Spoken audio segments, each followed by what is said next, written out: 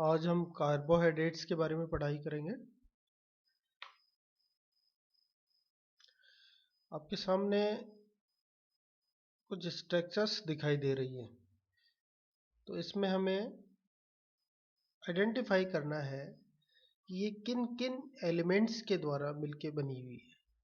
तो देखिए, हमें इसमें हाइड्रोजन दिख रहा है, कार्बन दिखाई दे रहा है और ऑक्सीजन दिखाई दे रहा है।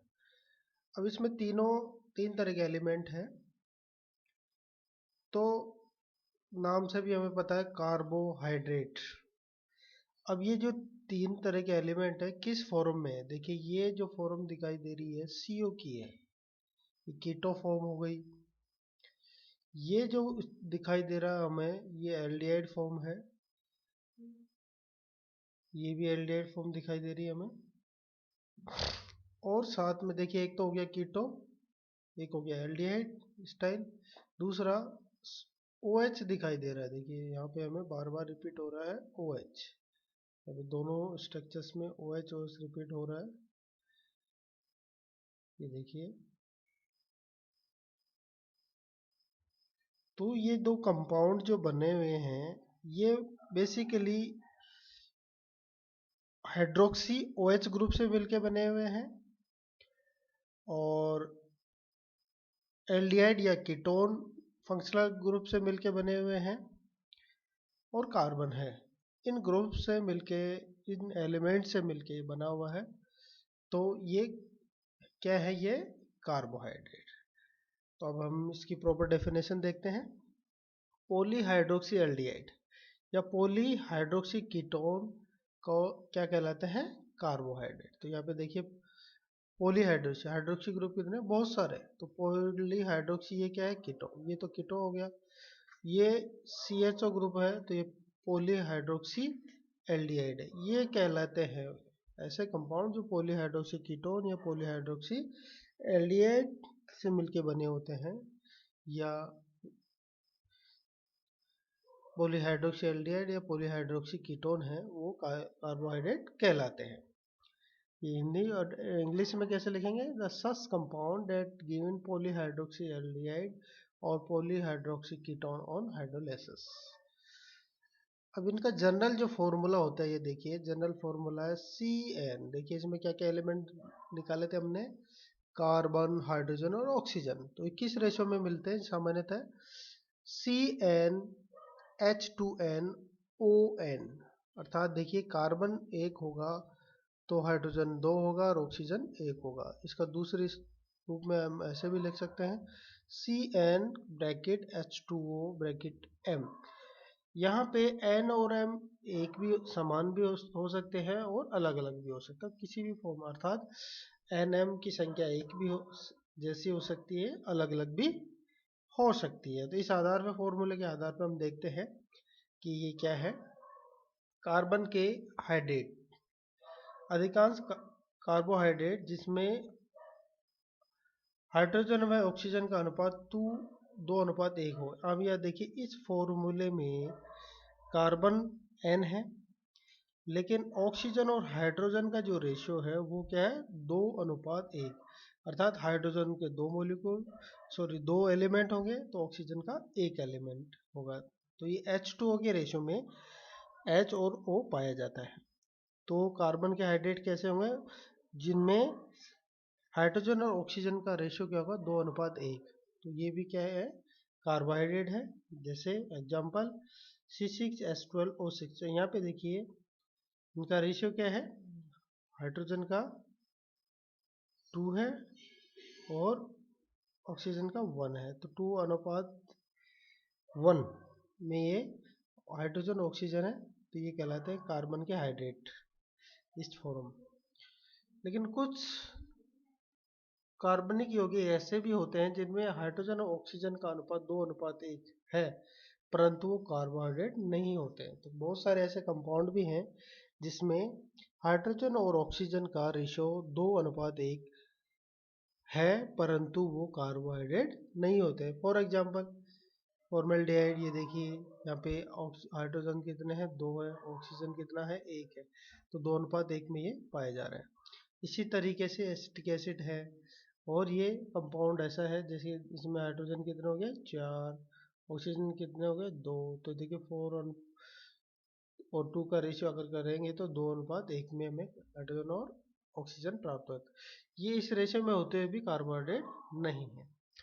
कुछ कार्बोहाइड्रेट जैसे रेमनोस में हाइड्रोजन और ऑक्सीजन का अनुपात 2:1 नहीं है, फिर भी वो कार्बोहाइड्रेट कहलाते हैं। कुछ कार्बोहाइड्रेट ऐसे भी हैं जिनमें हम सोच रहे थे भी हाइड्रोजन और ऑक्सीजन का रेशियो 2:1 होना चाहिए, लेकिन ज़रूरी नहीं है कि वो हमेशा फॉलो हो।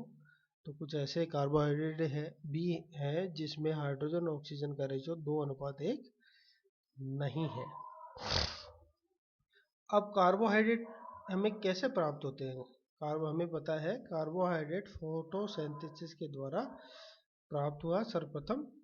तो फोटोसिंथेसिस के द्वारा कार्बोहाइड्रेट बनते हैं। देखिए यहाँ पे formula NCO2 plus MH2O in the presence of photo and chlorophyll, it convert in CN bracket H2OM plus NSO2।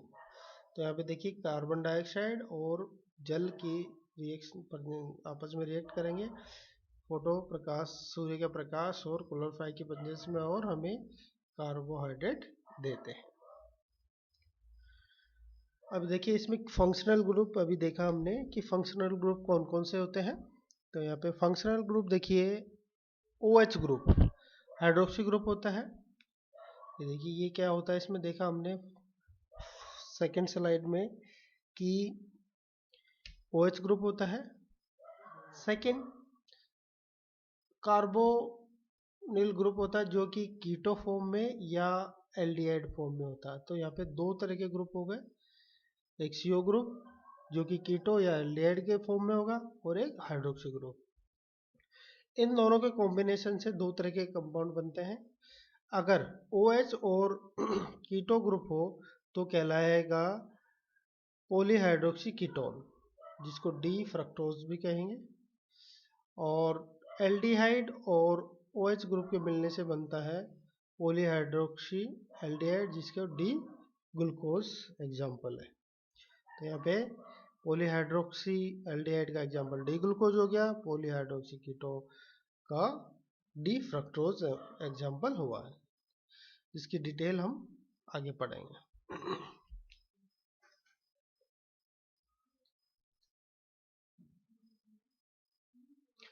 अब हम कार्बोहाइड्रेट का क्लासिफिकेशन देखते हैं। क्लासिफिकेशन का फर्स्ट चरण है पहला, on the basis of monosaccharide.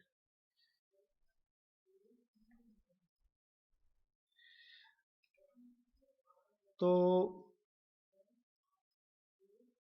Simple unit की प्रेजेंस के आधार पर हम ये क्लासिफिकेशन देखेंगे।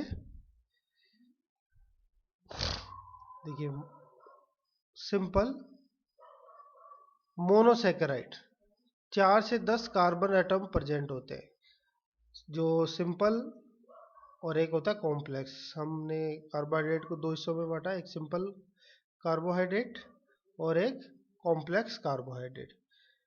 तो सिंपल कार्बोहाइड्रेट में जो कार्बन की जो संख्या होती है वो 4 से 10 तक की होती है। जल अपघटन नहीं होता है इनका, जो सिंपल होता है उनका जल अपघटन नहीं होता है क्योंकि वो सिंपल होती है, और फर्दर यूनिट एक से या ज़्यादा यूनिट से मिलके नहीं बना होता जिससे कि जल से टूट के और अलग हो सके। और इसका एग्जाम्पल है ग्लूकोज और फ्रक्टोज। कॉम्प्लेक्स कार्बोहाइड्रेट दो या दो से अधिक सरल शर्करा की इकाइयों से मिलकर बना होता है, अर्थात एक सिंपल दूसरे सिंपल से जुड़ जाए या बहुत सारी सिंपल यूनिट आपस में जुड़ जाए तो क्या बनता है कॉम्प्लेक्स कार्बोहाइड्रेट। जल अपघटन से उतनी ही मात्रा में मोनोसैकेराइड इकाइयाँ टूट जाती है, अर्थात जो सिंपल यूनिट होती है वो 4 से 10 कार्बन से मिलके बनी होती है। क्योंकि पूरी की पूरी यूनिट एक यूनिट होती है उसको मोनोसैकेराइड भी कहते हैं, और ये जल अपघटन से फर्दर टूटती नहीं है। इसका एग्जाम्पल ग्लूकोज या फ्रक्टोज ले सकते हैं। कॉम्प्लेक्स में क्या होता है कि एक या दो या दो से अधिक मोनोसेकेराइड या जिसको हमने सिंपल कार्बोहाइड्रेट किया कहा है वो आपस में जुड़ जाएं और जुड़ के एक नया संरचना बना लेती हैं जिसे हम कॉम्प्लेक्स कार्बोहाइड्रेट कहते हैं। और अगर हम इनका जल अपघटन कराते हैं तो ये हैं टूट कर सिंपल यूनिट में आ जाती हैं। अब दूसरा क्लासिफिकेशन लेते हैं on the basis of number of simple unit. अब सिंपल यूनिट की संख्या के आधार पर हमने क्लासिफिकेशन किया है। पहला है डाइसैकेराइड अर्थात जिसको कैन शुगर भी कहते हैं।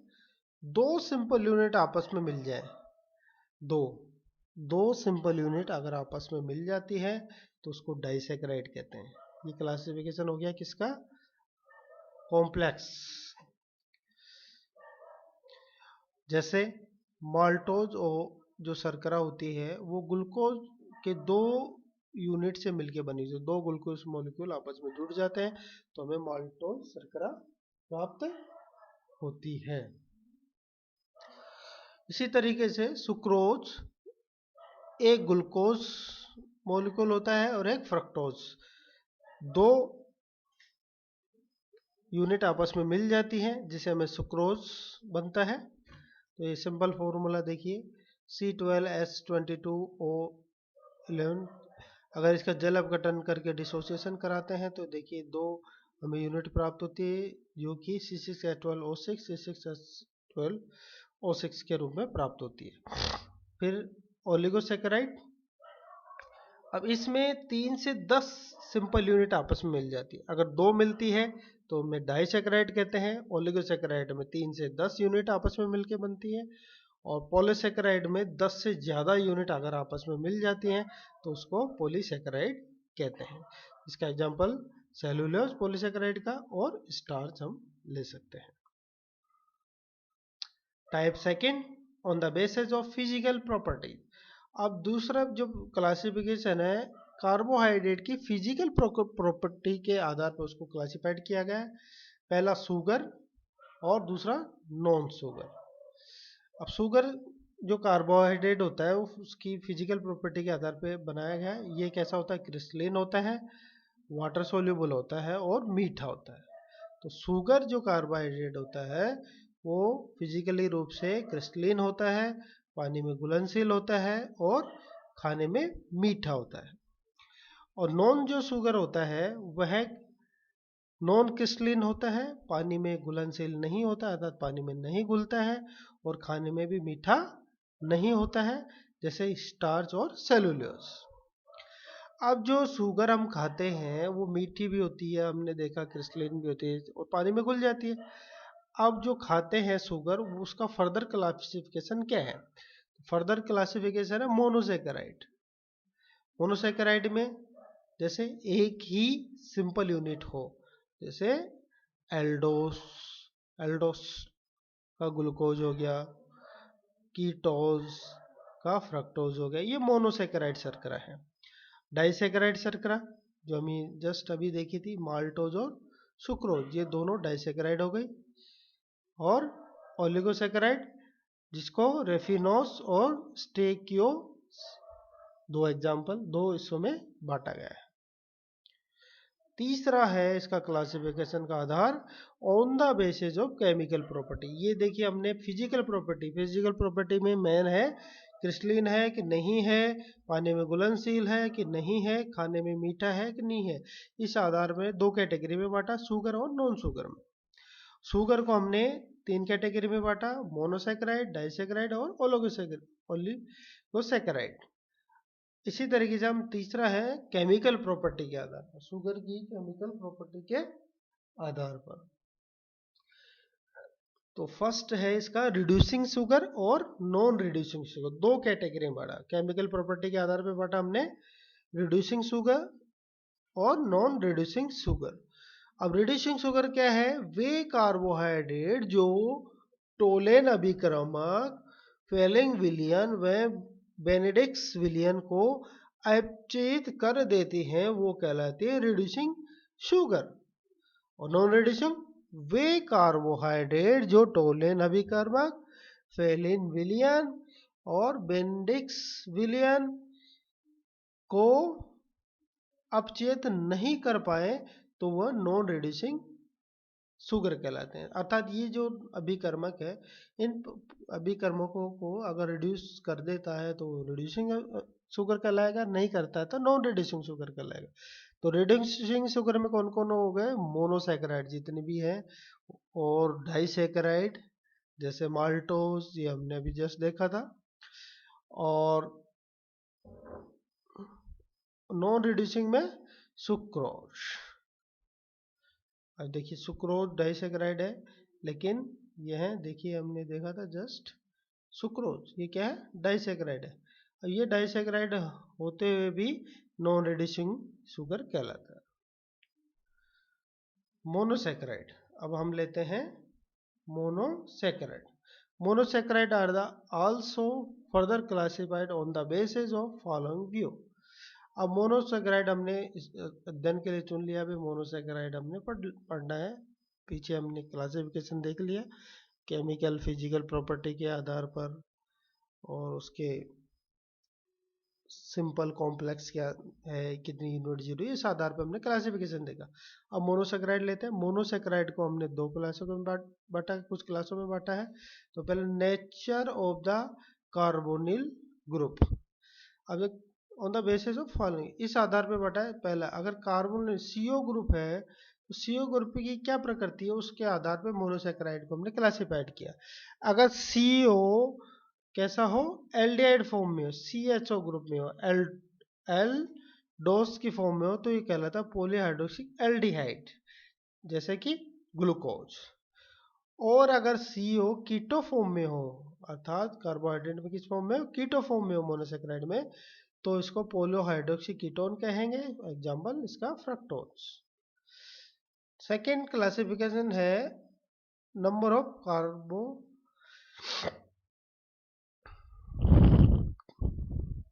तो देखिए, 3 हो तो ट्राइओस,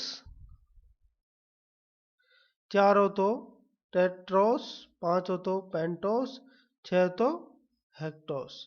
इस आधार पे नंबर कितने हैं इसके अंदर कार्बन के, उस आधार पर कार्बन एटम की संख्या के आधार पर ये क्लासिफिकेशन है। सेकंड वाला कि इसमें 3 कार्बन है तो ट्राइओस, 4 हो तो टेट्रोस, 5 हो तो पेंटोस और 6 हो तो हेक्सोस कहलाते हैं। अगर ये 3 है, कार्बन 3 है और कैसा हो? एल्डिहाइड हो तो ये कहलाता है एल्डो ट्रायोस। अगर 4 हो तो एल्डोस टेट्रोस। और अगर यही कीटो फॉर्म हो, अगर इनके कार्बन 3 हो और उसके साथ में क्या हो? कीटोन ग्रुप हो, तो ये कहता है कीटो ट्रायोस। और अगर 4 कार्बन वाला हो और एल्डिहाइड ग्रुप के साथ हो तो एल्डोस टेट्रोस। और अगर कीटो हो तो कीटोस टेट्रोस कहेंगे। इसी तरीके से 5 कार्बन है तो, और 5 कार्बन के साथ क्या हो? एल्डिहाइड ग्रुप हो तो कहलाएगा एल्डो पेंटोस, और कीटो ग्रुप तो कीटो पेंटोस। और अगर 6 कार्बन वाला हो तो हम क्या करेंगे? क्या रहेगा? अगर एल्डिहाइड ग्रुप हो तो एल्डोस हेक्सोस, और कीटो ग्रुप तो कीटो हेक्सोस कहलाएगा। थर्ड है इसका classification of OH group on maximum number of unsymmetrical carbon. अब अनसिमेट्रिकल कार्बन जो जिसका अधिकतम नंबर हो, अर्थात नोमेनकल्चर करते हैं तो नंबरिंग देंगे हम। तो नंबरिंग में मैक्सिमम नंबर वाला एसिमेट्रिक कार्बन पे अगर OH ग्रुप लगा है तो वह OH ग्रुप की पोजीशन कैसी है, उसका कॉन्फ़िगरेशन कैसा है, अर्थात वो लेफ्ट साइड में या राइट साइड में, उस आधार पर भी कार्बोहाइड्रेट को क्लासिफाइड किया गया है। अब ये देखिए यहाँ पे ये है, इसको 1 नंबर देंगे, इसको 2 देंगे, इसको 3 देंगे, इसको 4, इसको 5। और ये क्या है? अनसिमेट्रिकल नहीं है, तो ये 5वें नंबर की कार्बन अनसिमेट्रिकल है। तो यहाँ पे देखिए OH ग्रुप का है इस साइड में, और इसी तरीके से इधर देखिए तो OH ग्रुप किधर है, लेफ्ट हैंड साइड पे, और यहाँ पे राइट हैंड साइड पे। अगर राइट हैंड साइड पे हो तो कहलाता है डी सुक्रोज, और लेफ्ट हैंड साइड पे तो कहता है एल शुगर। अर्थात डी शुगर में राइट हैंड साइड में OH ग्रुप होगा मैक्सिमम अनसिमेट्रिकल नंबर वाले कार्बन पे। अगर OH group right hand side में हो तो डी शुगर कहलाएगा। अर्थात अगर ये यहाँ पे फॉर्मूले को देखें तो ये कहलाएगा डी ग्लूकोज, और अगर लेफ्ट हैंड साइड में हो तो ये कहलाता है एल शुगर। तो यहाँ पे देखिए, ये देखिए ये दिख रहा है, तो ये जैसे एग्जांपल लेता है अपन एल फ्रक्टोज। तो अब हमने देखा कार्बोहाइड्रेट क्या है, उसकी डेफिनेशन देखी, कौन कौन सा फंक्शनल ग्रुप है उसमें, कीटो, एल्डिहाइड और हाइड्रोक्सी ग्रुप है, और उसका कार्बोहाइड्रेट का क्लासिफिकेशन देखा।